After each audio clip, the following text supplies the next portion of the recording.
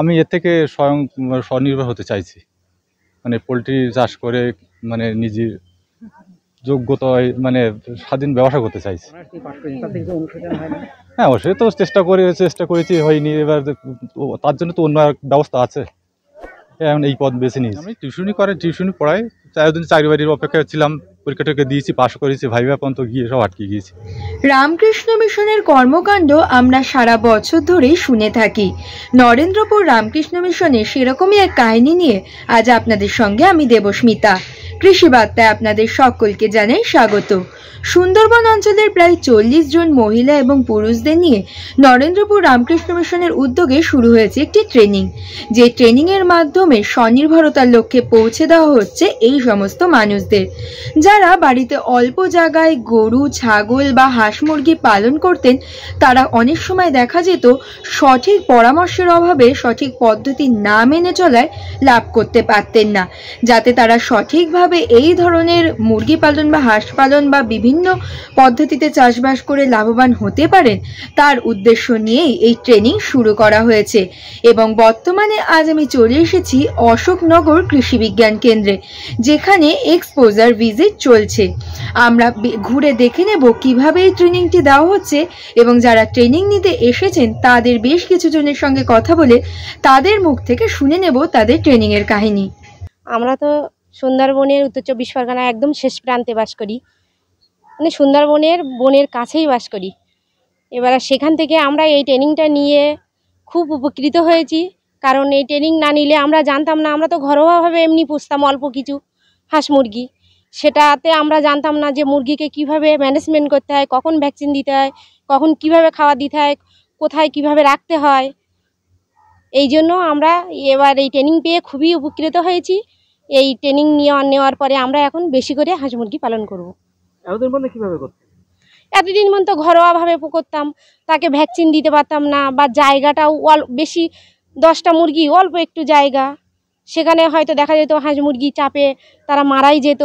এই প্রশিক্ষণ তো আমরা পাইনি। এই ট্রেনিং পেয়ে আমরা বুঝলাম যে কতটা মুরগির জন্য একটা মুরগি পিছু কতটা জায়গা দরকার, ঘর কিভাবে বানাতে হয়, মানে পূর্ব পশ্চিম করে যাতে উত্তর দক্ষিণে হাওয়াটা ঢুকতে পারে,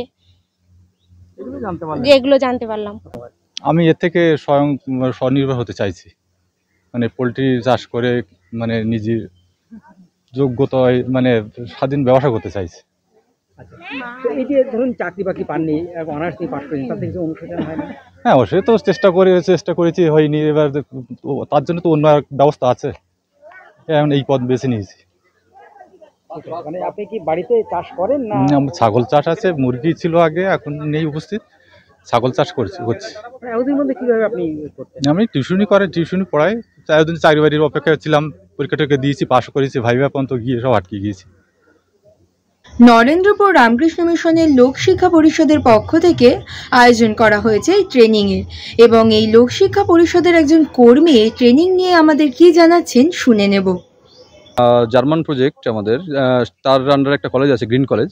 সেই গ্রিন কলেজের আর্থিক সহায়তা এবং রামকৃষ্ণ মিশন আশ্রম নরেন্দ্রপুর লোকশিক্ষা পরিষদের সহযোগিতায় হিঙ্গলগঞ্জ অঞ্চলের অত্যন্ত একদম সুন্দরবনের, হিঙ্গলগঞ্জের সুন্দরবন অঞ্চলের যারা SC ST কমিউনিটি এবং অল্প শিক্ষিত বা পিছিয়ে পড়া মানুষ, তাদেরকেই আমরা এই ট্রেনিং দিয়ে আর কি স্বাবলম্বী করার চেষ্টা করছি এবং তাদের জীবনযাত্রা মানকে উন্নতি করার প্রচেষ্টা নিয়েছি। কতদিনের ট্রেনিং কিভাবে করাচ্ছে? ট্রেনিংটা মূলত 30 দিনের। ওটা 30 দিনে আমরা 100 ঘন্টা ট্রেনিং রেখেছি। ট্রেনিংয়ের যে বিষয়গুলো নির্বাচন করেছি, তার আগে আমরা একটা সার্ভে করেছিলাম। সেই সার্ভে থেকে তাদেরই চাহিদা অনুযায়ী এই ট্রেনিংগুলো আমরা নির্বাচন করেছি। সেখানে তারা চেয়েছে যে বিষয়গুলো, সেগুলোকেই আমরা রেখেছি। শুধুমাত্র যে হাঁস মুরগি পালন নয়, হাঁস মুরগি পালনের সঙ্গে সঙ্গে বিভিন্ন রকম প্রাণী পালন, যেমন মাছ, ছাগল, ভেড়া, সবজি পালন, সবজি চাষ। এছাড়াও আমরা কিছু ট্রেনিং রেখেছি যেগুলো বর্তমান যুগের চাহিদা অনুযায়ী চলছে। সার্ভিস বেসিস ট্রেনিং, যেমন হচ্ছে ইলেকট্রনিক্স, টোটো, অটো রিপেয়ারিং, মোটর রিপেয়ারিং, তারপরে এরকম অনেকগুলো। তারপরে এগ্রিকালচার বেসড কিছু ট্রেনিং রেখেছি, যে ভেটেরিনারি কিছু ট্রেনিং রেখেছি। এইভাবে আমরা তাদের চাহিদা অনুযায়ী বিভিন্ন রকম ট্রেনিং নির্বাচন করেছি। আজকে কি এক্সপোজার ভিজিট আপনার? আজকে এক্সপোজার ভিজিট ছিল। কি দেখালেন? এক্সপোজার ভিজিট মূলত আমাদের লক্ষ্য ছিল যে ওরা তো হাতে কলমে শিক্ষা ট্রেনিং ওখান থেকে নিয়েছে ট্রেনারের মাধ্যমে, তো ট্রেনিং নেওয়ার পরে তাদের এখানে আমরা যে কেভিকে আছে 68 নম্বর কেভিকেতে সায়েন্টিস্টদের সঙ্গে একটা পরিচয় ঘটানো, প্লাস তাদের বিশেষজ্ঞদের সঙ্গে আরেকবার তাদের পরিচয় ঘটানো, এবং যে ক্লাসগুলো তারা করছে তার একটা এক্সপোজার, মানে যেটা ওরা থিওরিক্যালি করছে সেটা প্র্যাকটিক্যালি এখানে দেখানো আর কি। যেমন মুরগির ক্ষেত্রে যেমন ওরা ওখানে ক্লাস করলো, এখানে এসে তারা সেই প্রাণীগুলোকে দেখলো। এই মূলত। আর এছাড়া বিভিন্ন রকম সরকারি সুযোগ সুবিধা বা কীভাবে পাওয়া যেতে পারে, বিভিন্ন স্কিম কীভাবে পেতে পারে, সেই সংক্রান্ত মানে পরিচয় ঘটানোর জন্যই আমরা মূলত এক্সপোজার ভিজিটের ব্যবস্থা করেছি। উত্তর 24 পরগনা জেলার অশোকনগর কৃষি বিজ্ঞান কেন্দ্রের প্রাণী বিশেষজ্ঞের সঙ্গে আমরা কথা বলে জেনে নেব এই ট্রেনিং নিয়ে তিনি কি জানাচ্ছেন এবং এই ট্রেনিং এর গুরুত্ব কতটা আমরা শুনে নেব। হিঙ্গলগঞ্জ ব্লকের 4টি জিপি থেকে, গ্রাম পঞ্চায়েত থেকে প্রায় 40 জন মহিলা এবং পুরুষ এই মুরগি এবং হাঁস পালনের যে ট্রেনিং চলছে রামকৃষ্ণ মিশন নরেন্দ্রপুর লোকশিক্ষা পরিষদের আন্ডারে গ্রিন কলেজ বলে যেনারা চালান, তারা এখানে আমাদের এই উত্তর 24 পরগনা কৃষি বিজ্ঞান কেন্দ্র অশোকনগরে এক্সপোজার ভিজিটের জন্য এসেছিলেন। এখানে সারাদিন ধরে মোটামুটি পালন পদ্ধতি বা খাবার দাবার এবং মুরগি বা হাঁসের রোগপালা নিয়ে আলোচনা হলো, এবং তার সাথে সাথে প্র্যাকটিক্যালি কিছু জিনিসপত্র, মানে মুরগির খাবার দাবার কী করে বানানো হয় বা কোন কোন জাতের মুরগি যেগুলো আমাদের অফিসে রয়েছে সেগুলো দেখানো হলো। এগুলো দেখে ওনারা অনেক নতুন নতুন জিনিস শিখলেন বা দেখলেন, এবং পরবর্তীকালে এনারা অনেকেই এক একজন এন্টারপ্রেনার হওয়ার আশা রাখেন, এবং আশা করি ওনারা সেই বিষয়ে সফল হবেন। আমাদের কৃষি বিজ্ঞান কেন্দ্র থেকে ওনাদেরকে সেরকমভাবেই প্রশিক্ষণ দেওয়া হলো।